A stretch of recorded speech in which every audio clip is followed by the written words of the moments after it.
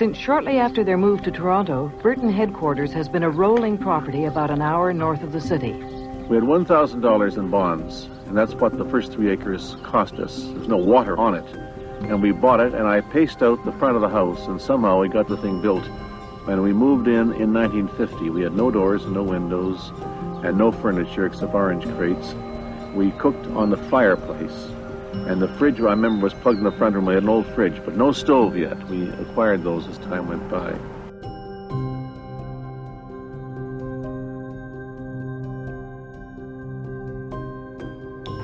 There wasn't a tree on this property when I arrived. Every tree you see here I planted or had planted.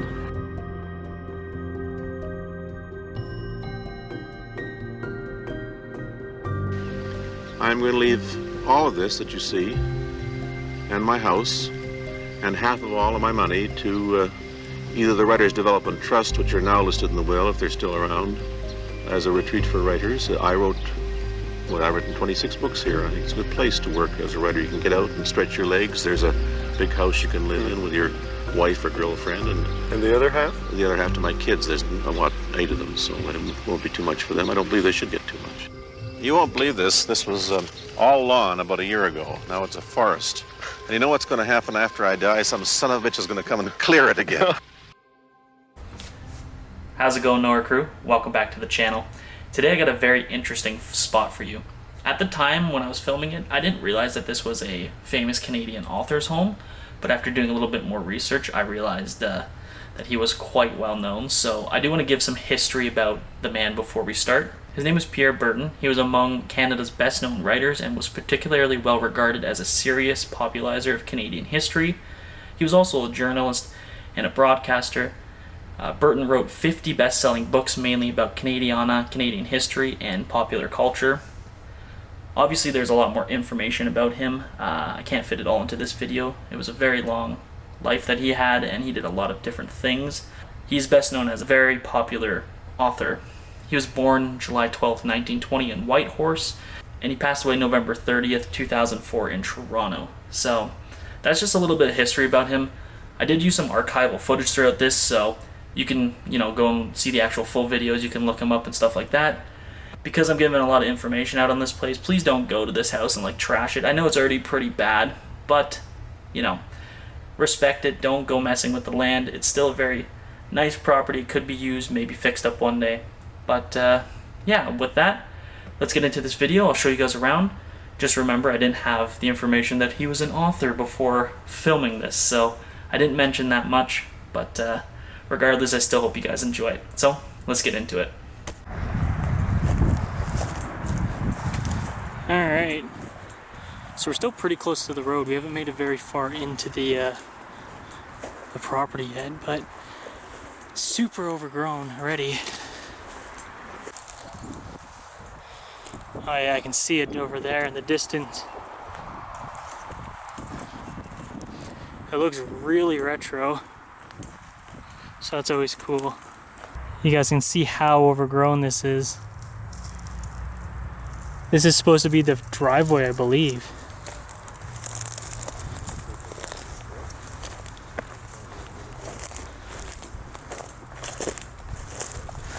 Got a staircase right over here. It's extremely overgrown. It is open.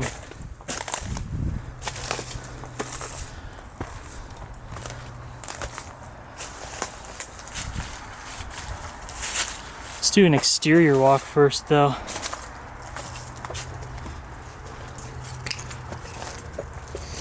Kind of looks like the house was almost Asian inspired by just this area here. It's very interesting. This is beautiful in here. That the business of writing built, isn't it? Didn't look like that when we started. There was no windows, there was no doors, not even a door in the bathroom.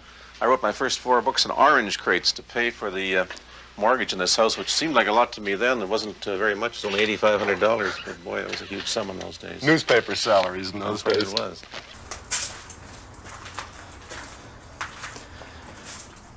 Obviously, somebody hasn't been here in a very long time.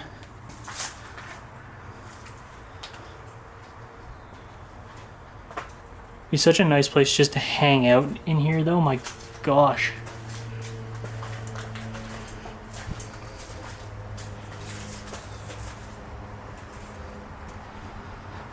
It's a beautiful property they have.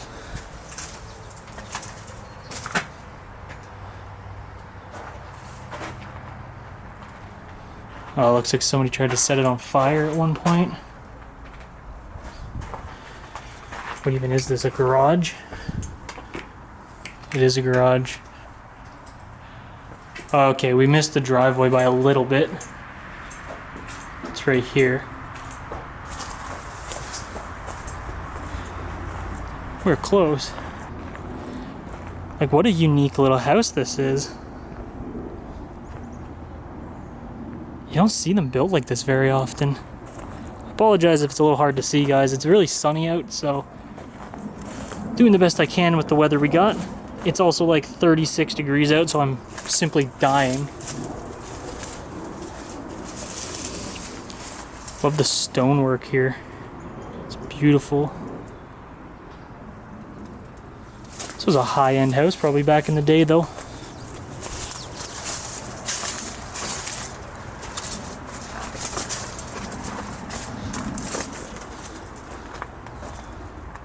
This just leads us back to this area.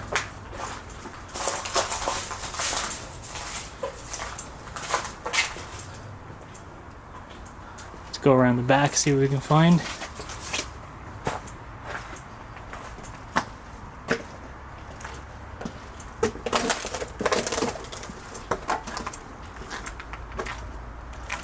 You got a fenced off area over there, so it's probably a pool, but it's just buried back there.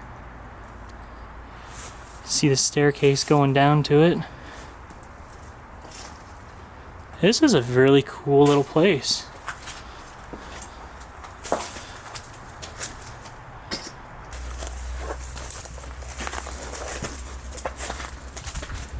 This person had some serious money to build a house like this size, though.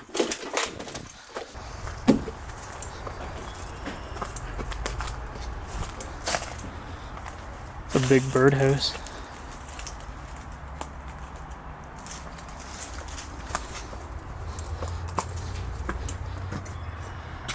Oh, this is open, so we will head in this way. Okay guys, so we are starting in the kitchen of this home. This is basically the only real intact room in this house. And just looking at it, it's very like retro mid-centuries in my opinion. It's got like the pink pastels, the yellow pastels. So that's pretty cool to see. You don't really see houses like that all too often. Nice little place though.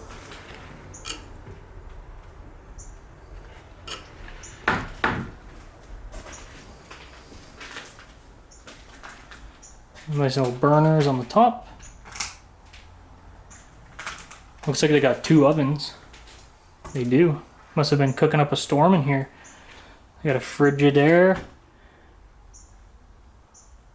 Don't know what the other one is. Electric oven. Maybe this was a gas oven, the other one.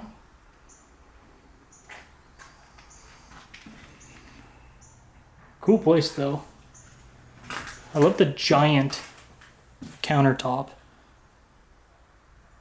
Almost like looks like this is a built-in cutting board. It's probably just the wood's rotting away though. So one thing I'm going to point out is that if you notice the linoleum on the floor, it is the same in the drawers. Put it inside the drawers. Would have been a very large window. Would have been beautiful.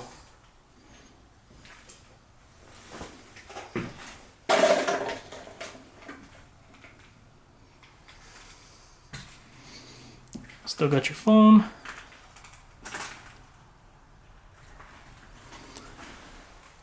Kind of interesting little rack thing there. What is this? Oh, it's a scale built into the wall. That's really smart.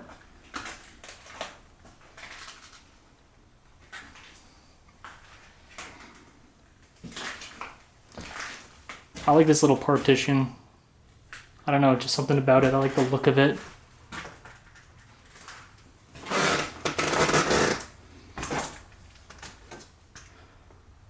Oh, that's cool. You can see the growth of the kids that used to live here.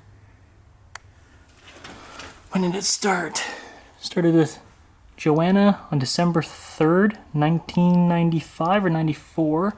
Then Heidi, September 94. Then Josh. And then Gareth. A bunch of different, Harris. There's a bunch of different kids that had their heights here. What a sad little memory just left behind in the home. Now here's what I'm talking about, guys. You can see most of this house has been gutted out, unfortunately. There's still some interesting features left behind. Like over here, they must have had an indoor water feature because they got the stones all still set up here. There's a big little hole. There's a hole over there for water, and then there's plants that line the back of the windows. So it's probably beautiful in here back in the day.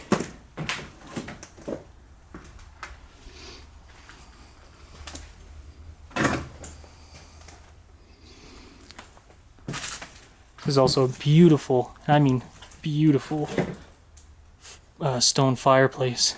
I long ago decided that this was my country, that I was interested in living here, not in the States. I could have gone to the States and done well, I think, had some offers. And that I wanted to speak to my people, and that if they listened, I wouldn't care if anybody else listened. Are you the guy who's got absolutely everything? You've got a family you're proud of. You've got work that you like to do and you're good at. And you make lots of money doing it. Is there anything you haven't got? Grandchildren. That's about all. And that you can't work out yourself? That I have no control over. I'd like to have them, though. I love that the stone fills the entire wall, though. And you got ample storage space for your firewood and anything you need.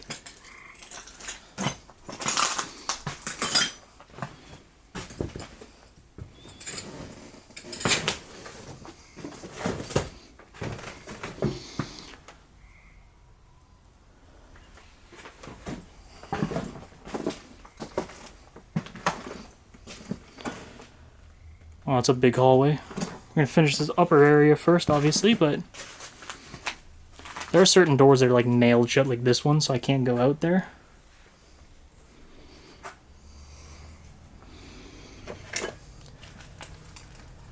It had really nice skylights. They've been obliterated.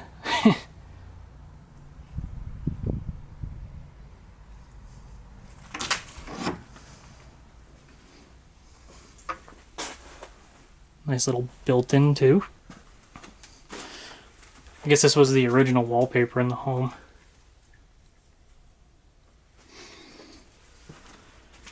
This kind of washroom is always interesting when you see the news clipping wallpaper. Pretty interesting. Looks to be the original sink and toilet. You don't really see those colors much these days anymore. I guess this was maybe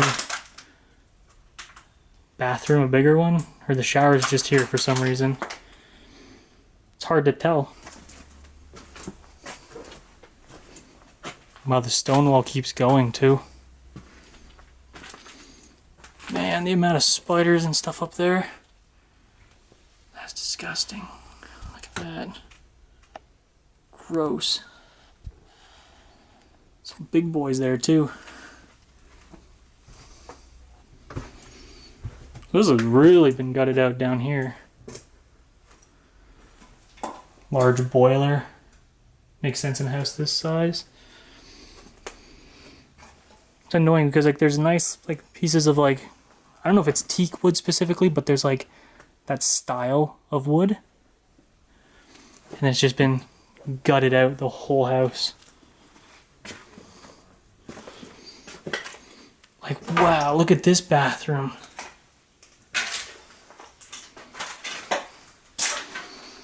Look at the counter.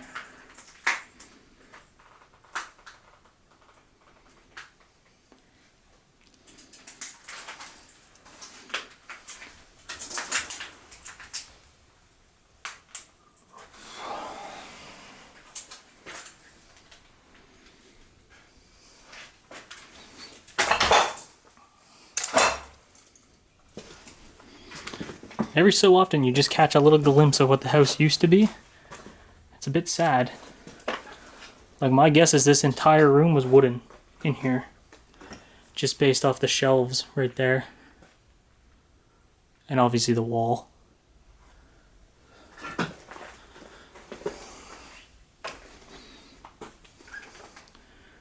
Oh, this is pretty wild. What is this? It's like a built-in, like, tub into the floor. Maybe somebody handicapped lived here because they have the bar. Wonder if I can get a better view of it if I look through here. Because it is connected to the washroom.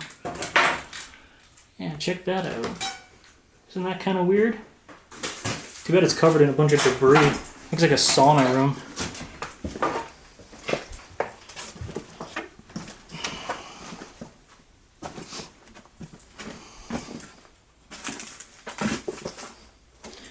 Actually, this was the sauna. This sauna definitely connected to that room, whatever that, maybe a therapeutic tub. But then they would come into the sauna right after, probably. We will go to the basement in a second. Finish up the top here. This was maybe like a living space.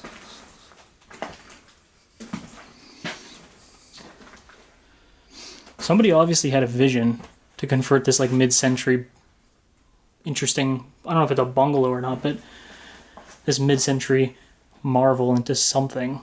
And it just never came to fruition. Well, the book that I've just started and I'm working on today is a book about Arctic exploration in the 19th century. Working title is The Pole and the Passage. It's about the search for two will-o'-the-wisps, the Northwest Passage and the North Pole, and the kind of people, obsessed, half-mad, some of them, jealous, introverted, extroverted, who went on these crazy journeys to the Arctic and spent as many as 4 or 5 years away from human civilization, living alone on ships or with the Eskimo. I am always interested in writing books of history about the people. I'm more interested in the people than the events. I'm interested in framing the events as background to the kind of people they were. It's another one of those chair things. It's the third one now.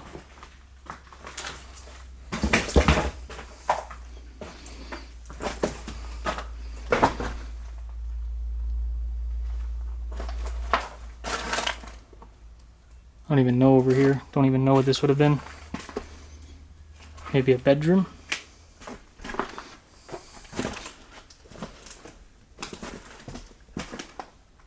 That's a cool power switch. Or a temperature switch. Obviously this was another washroom. There's a little wooden skylight right there. Very busted up though. Alright, well we'll go downstairs and it's gonna wrap it up pretty much.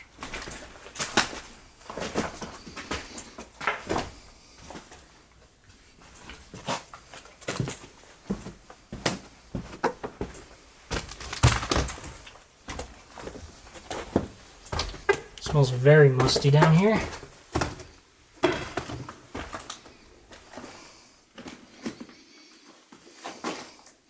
Probably a downstairs bedroom, it's my guess.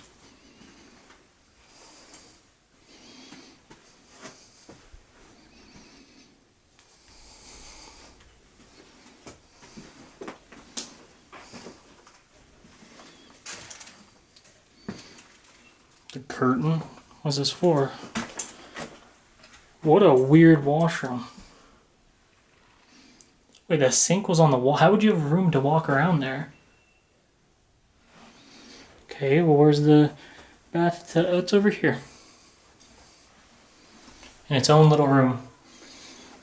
Got the mint green, the yellow tiles.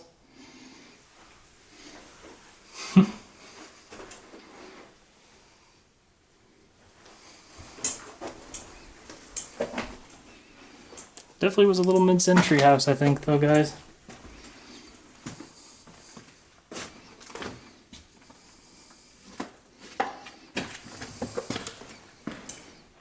Cold cellar. Or just a cold room.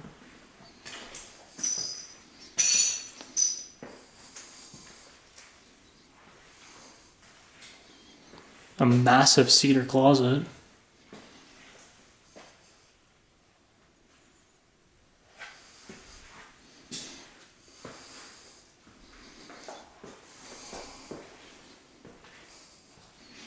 Another downstairs laundry room. Or am I thinking of a different house? I might be thinking of a different house. It's a lot of instructional signs, so they probably were renting out the house at one point. They got a big old wine cellar.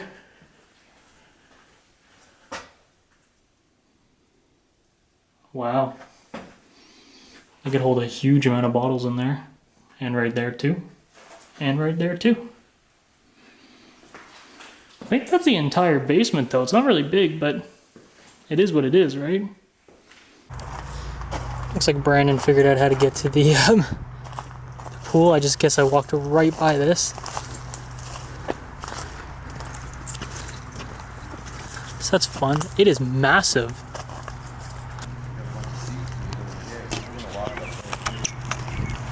Once I get myself out of the pool. I like the color of the pool, the teal. It's nice. I forget what year that color was popular. It's like a mid-century color.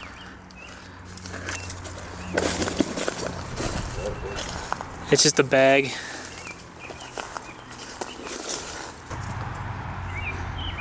I like how they got this rope all the way around it. Yeah, probably in case you can't swim, you can go around the pool. Never seen that before. The way the one section of the house is, where there's like 3 doors all in the back. Yep. It almost looks like it's Pumps and stuff. There's a ladder. Got an outdoor barbecue right here. That's pretty. Very pretty house, guys. Very pretty house. All right, guys. I really hope you enjoyed this explore of this pretty awesome, but I mean, obviously very taken apart mid-century bungalow-ish style home. If you did, hit that like button. Make sure to subscribe. Drop a comment down below. You know what to do. And I'll see you guys in the next one.